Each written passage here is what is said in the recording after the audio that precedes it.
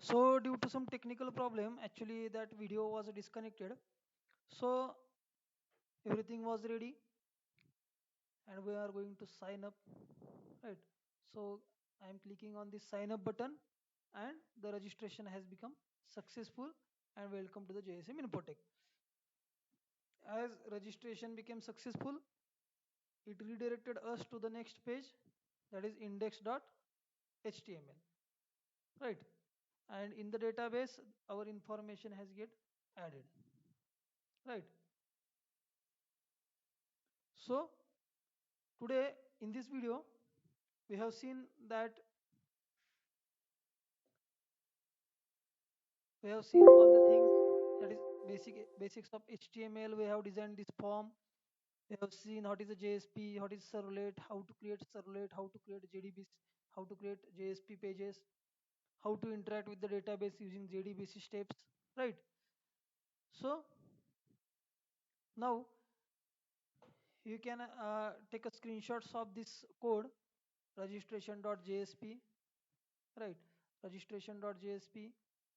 This is we have created one registration form using this registration.jsp, name, contact number, email ID, password, city, etc., right? We have created this sign up form. You can take a screenshot, right? After which we have given action to this registration form as a registration.js registration to the method post. This is registration.java.